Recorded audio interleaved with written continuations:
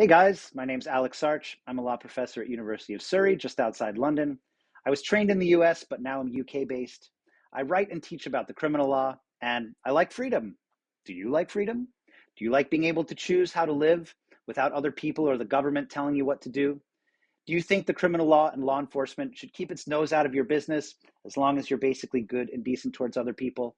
If so, then you should care about keeping the criminal law within its proper limits. Every time a new criminal law offense is created, that's a grant of power to the police to investigate.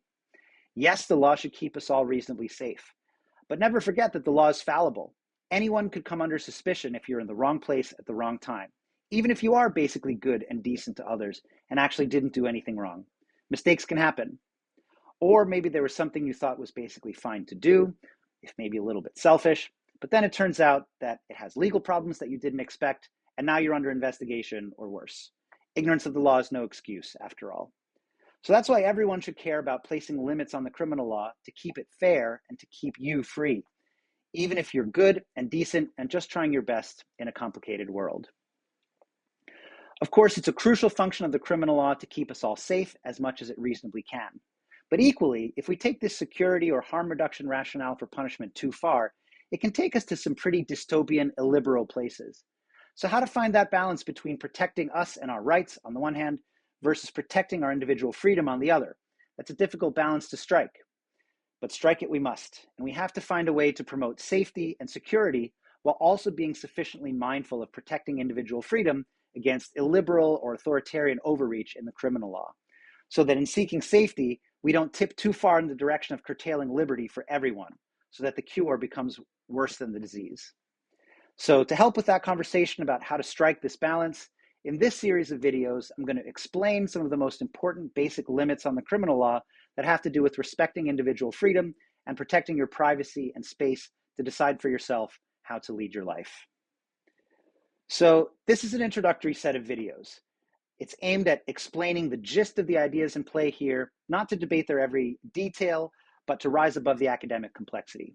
I mean, don't get me wrong, I love that complexity. That's my day job, and it's very important in specific cases, but that's not the point of these videos. The point here is to give an overview and paint a picture of how and why individual freedom matters in the context of the criminal law. It's not primarily aimed at law professors or lawyers or law students, though of course they can watch if they want to. Those guys live and breathe this stuff. Rather, this set of videos is for people with a little less legal training who want to live in a free society in order to give them some concepts and terminology with which to push back against abuses of the criminal law that would make us all less free. And it's to help us all remember what the criminal law in a free society looks like and is committed to, so that we can fight for what's worth fighting for. And in that sense, it's a set of videos for the kids, for my kids. I love you, girls.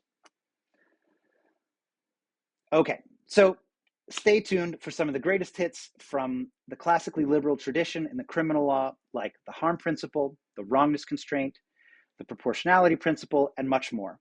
In this first set of videos, we're going to talk about what I know best, which is the substantive principles that legislators should adhere to when creating new crimes or passing new criminal laws. Another series of videos is going to look at the procedural protections of freedom in the criminal law, like the presumption of innocence, the right to an attorney, the right to remain silent, and so on. This series of videos is going to look at what the criminal law on the books should or shouldn't say in a free society. That's our focus here. Okay, so let's dive in. Stay free, everybody. And in the undying words of Bill and Ted, be excellent to each other.